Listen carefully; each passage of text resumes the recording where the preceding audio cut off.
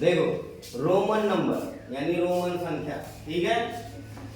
जैसे ही अपने यहाँ में, ठीक है, हिंदू अरबी लिखते हैं ना, जो है हमारा नंबर होता है इसको हिंदू अरबी संख्या बोलते हैं, ठीक है। समझ में आई चीज? तो इसको रिप्रेजेंट करने के लिए, ठीक है, कि रोमन संख्या में कैसे लिखा जाएगा, तो कुछ इसके नंबर होते हैं, ठीक। मेन जो होते हैं, जैसे हमारे उसमें कितने होते हैं, 10 नंबर होते हैं ना, 0 to 9। अगर जो हिंदू अरेबिक में देखें तो कितने होते हैं, 0 to 9। वैसे ही इसमें रिप्रेजेंटेशन के लिए क्या होता है, 1 को I से, 5 को B से, और 10 को X से, 50 को L से, 100 को C से, और 500 को D से, और 1000 को M से, ठीक है। ऐसे हम रिप्रेजेंट करते हैं। अब इतना रिप्रेजेंटेशन के बाद होता क्या है कि इसी को लेके हमें क्या बनाना है, अगली डिजिट बनानी, कोई सी भी, ठीक है। तो डिजिट भी बनाने के कुछ रूल रेगुलेशन होते हैं। ऐसे नहीं कि मान लो यहाँ पे है यल तो हमने क्या कर दिया, यहाँ पे भी यल मतलब हो गया 45, ऐसे करके लिख दिया, कुछ भी ऐसा नहीं हो सकता। कुछ रूल रेगुलेशन होते हैं, उसको फॉलो करके ही हम इसको लिखते हैं। अब इतना समझ में आ गया, 1 को I, 5 को B, 10 को X, 50 को L, 100 को C, 500 को D और 1000 को M। तो नियम नंबर 1 क्या कहता है, किसी भी संख्या की बार बार आवृत्ति होती है, ठीक है। मान लो कोई संख्या क्या करती है, बार बार आती है और एक साथ आती है। जैसे यहाँ पे देखोगे तो XXX आया हुआ है ना, तो इसका मतलब क्या होता है, x का मतलब कितना होता है 10, और x का मतलब 10, x का मतलब 10। तो चाहो तो तीनों को आपस में जोड़ दो, लेकिन अगर जो बार बार आवृत्ति हो रही है तो 10 कितनी बार आ रहा है, 3 बार, 3 टाइम्स, तो उससे हम मल्टीप्लाई कर देंगे, ठीक है। ऐसे ही देखो इसमें c और c बार बार आ रहा है, 2 बार आया, और c मतलब होता क्या है 100। तो चाहो तो इसको ऐसे भी लिख सकते हो 100 + 100 = 200, ठीक है। लेकिन इतना लिखने की बजाय हम 100 × 2 कर दें तो 200 आ जाएगा, ठीक है। जो आसान होगा, इजी होगा, वही हम करेंगे। अब देखो यहाँ पे ट्रिपल एम दिया हुआ है। ट्रिपल एम का मतलब क्या हो गया, एम का मतलब क्या होता है 1000, और कितनी बार एम दिया है 3, तो 3 से हम मल्टीप्लाई कर देंगे। यहाँ आ गया क्या 3000। ऐसे यहाँ पे देखो आई दिया है 2 टाइम्स, क्या दिया है आई का मान कितना होता है, आई की वैल्यू कितनी होती है 1, तो 2 टाइम्स दिया है, तो 2 से हम क्या करेंगे मल्टीप्लाई कर देंगे। सेम थिंग है। अब इसमें एक नियम और जान लो, ठीक है, कि जो v होता है, v = 5 होता है ना, तो ऐसा नहीं है कि हमको 10 लिखना है तो v लिख देंगे, ये सही होगा, ये बिल्कुल ही गलत होगा, क्योंकि ऑलरेडी हमें 10 की वैल्यू क्या दी गई है x, ठीक है। तो ऐसा हम नहीं करेंगे, इसीलिए v का बार बार रिपीटेशन नहीं होता है, ये ध्यान रखना। क्लियर कट में समझ लेना कि v एक से ज्यादा बार नहीं लिखा जा सकता, v भी ऐसे नहीं लिखा जा सकता 2 बार। समझ में आई चीज, आ गया। अब नियम नंबर 1 क्या कह रहा है, नियम नंबर 1 कह रहा है कि यदि रोमन संख्या की कोई बड़ी संख्या है, ठीक है, और उसके क्या हो दाईं तरफ कोई छोटी संख्या आ जाए, कोई भी छोटी संख्या आ जाए। जैसे यहाँ पे ये देखो बड़ी संख्या है ना 10 है, और इसके आगे कोई भी संख्या आ जाए, बड़ी संख्या नहीं, हमेशा ये ध्यान रखना कि इस वाली संख्या से ये वाली संख्या बड़ी नहीं होनी चाहिए। अगर जो बड़ी संख्या के दाईं ओर कोई भी क्या आ जाए, छोटी संख्या आ जाए, तो उसको हम क्या करेंगे जोड़ देंगे। जैसे यहाँ पे x = कितना है 10 और I = 1, तो ये क्या हो जाएगा 11। ऐसे ही मान लो x के आगे आ गया v, तो क्या हो जाएगा 10 + 5 = 15। ऐसे ही मान लो तुम्हारा l के आगे आ गया x, तो lx मतलब कितना हो जाएगा 50 + 10 = 60। समझ में आई चीज, मतलब कोई भी संख्या है दाएं तरफ मतलब दाहिना हाथ किधर होता है, इधर होता है। तो किसी भी बड़ी संख्या के दाहिनी तरफ आता है, किस तरफ, दाहिनी तरफ छोटी संख्या आती है तो उसको हम क्या करेंगे, जोड़ लेंगे। ठीक। अब सब दूसरा नियम क्या कह रहा है, जैसे देखो पहले नियम में मैंने यहाँ पे बताया, उसके बाद देखो x बड़ा है, हमारा बड़ा है ना। अब इसके आगे देखो दो छोटी संख्या आ रही है i, तो ये क्या हो जाएगा, इसमें x इक्वल टू 10 और i मतलब क्या होता है, डबल i है तो क्या होगा 2, तो यहाँ पे 10 प्लस 2 कितना हो जाएगा 12।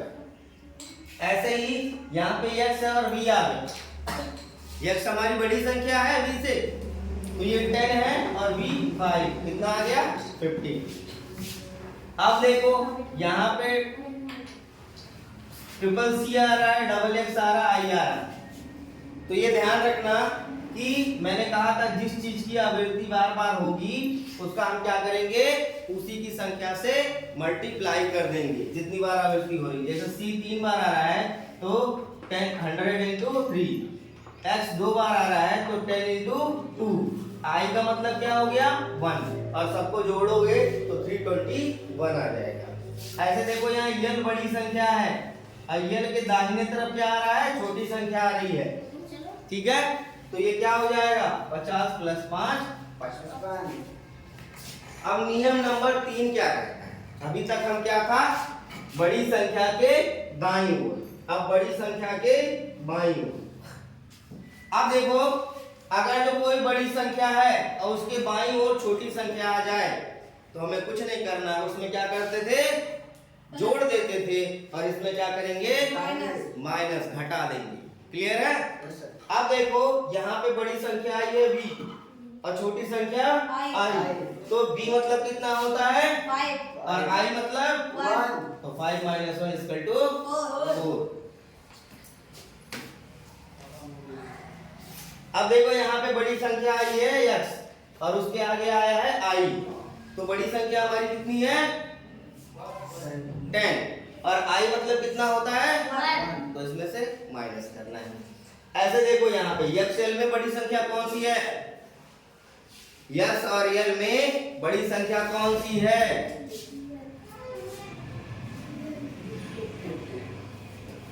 अरे x और l में बड़ी संख्या कौन सी है, l, ठीक है। l का मान कितना होता है 50, तो 50 बड़ा है और इसका मान 10 होता है, तो 50 माइनस 10, क्योंकि ये बड़ी संख्या के बाएं तरफ आ रहा है x, इसीलिए इसको घटा लेंगे, ये 40 हो जाएगा। अब जस्ट सपोज करो कि यहाँ l हो, यहाँ x आ जाए, तब क्या हो जाएगा। अब देखो यहाँ पे बड़ी संख्या के बाईं तरफ आ रहा है और यहाँ बड़ी संख्या के दाईं तरफ आ रहा है। अब यहाँ दाईं तरफ जब आएगा तो क्या हो जाएगा 50 प्लस 10 बराबर 60।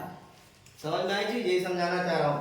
x c बड़ा है कि x बड़ा है, c बड़ा है, c बड़ा है, और c के बाएं तरफ क्या आ रहा है x, c का मान कितना होता है 100 और 100 माइनस 10 कितना हो जाएगा 90, ठीक है। ऐसे देखो DC, तो d मतलब कितना होता है 500 और c मतलब कितना होता है 100, ठीक है। अब देखो इसके बाएं तरफ आ रहा है तो क्या हो जाएगा 500 माइनस 100 बराबर 400, कितना समझ में आ गया।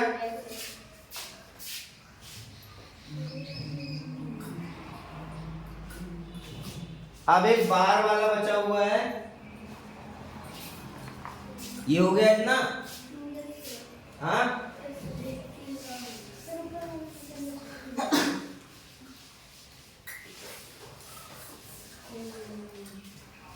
नियम नंबर 4 देख लो।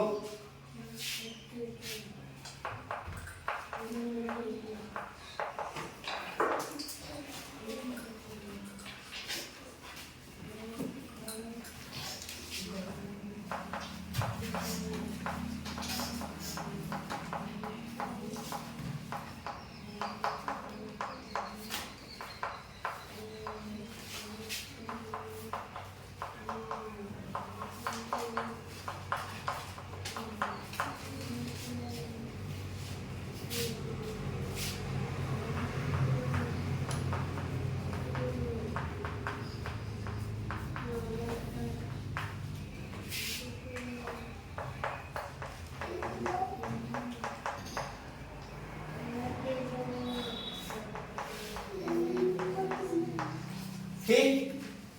अब मान लो किसी संख्या के ऊपर क्या लगा हो, बार, और बार का मतलब क्या होता है, ऐसा सिंबल होता है। मान लो x के ऊपर बार लगा हुआ है, x की वैल्यू कितनी है 10, और कितने गुना हो जाता है 1000, यानी 1000 से मल्टीप्लाई कर दोगे तो कितना आ जाएगा 10,000। क्लियर है। मान लो IB के ऊपर बार लगाओ, IB के ऊपर बार लगाओ, IB की वैल्यू कितनी होती है, IB की वैल्यू कितनी होती है, कैसे, क्योंकि बड़ी संख्या के बाईं ओर क्या है, I है, तो V का मतलब 5 होता है और I का मतलब 1, तो 5 माइनस 1 4 हो जाएगा, और 4 गुणे क्या हो जाएगा 1000। बार की संख्या 1000 गुना होता है, तो कितना हो जाएगा 4। समझ में आ रहा है। Yes sir. अब देखो यहाँ पे लिखा हुआ है V∠I के ऊपर बार, अब इसकी वैल्यू कितनी होगी 8। क्यों, क्योंकि V और यहाँ पे I है, तो I कहाँ आ रहा है, दाहिनी तरफ आ रहा है बड़ी संख्या से, तो ये जुड़ जाएगा, तो ये हो जाएगा 8 मल्टीप्लाई 1000 इक्वल टू 8,000। क्लियर है।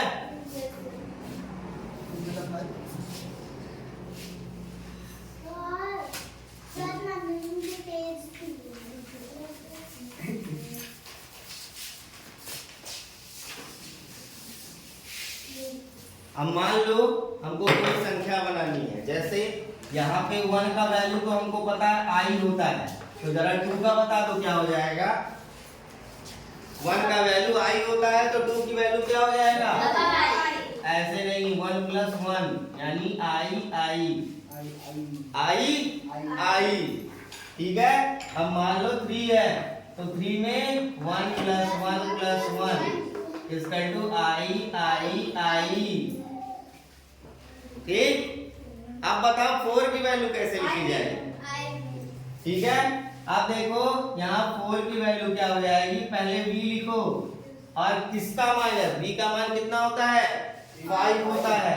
अब 5 को हमें 4 बनाना है, तो आगे लगाएंगे दाहिनी तरफ की बाईं तरफ, बाईं तरफ लगाएंगे, तो ये हो जाएगा VI।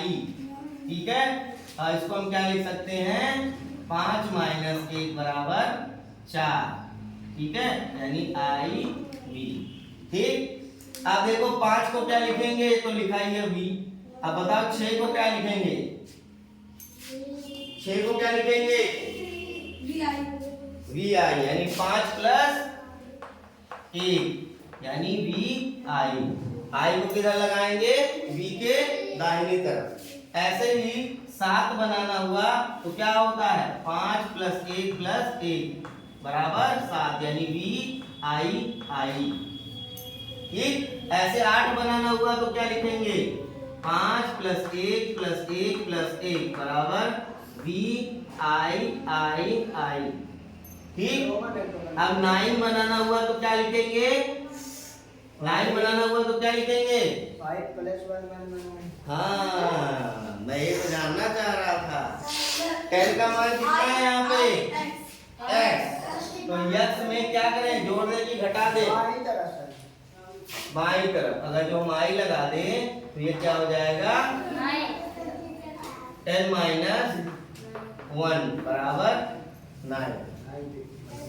ठीक है, समझ में आ रहा है। ऐसे ही हम आगे बढ़ते जाएंगे।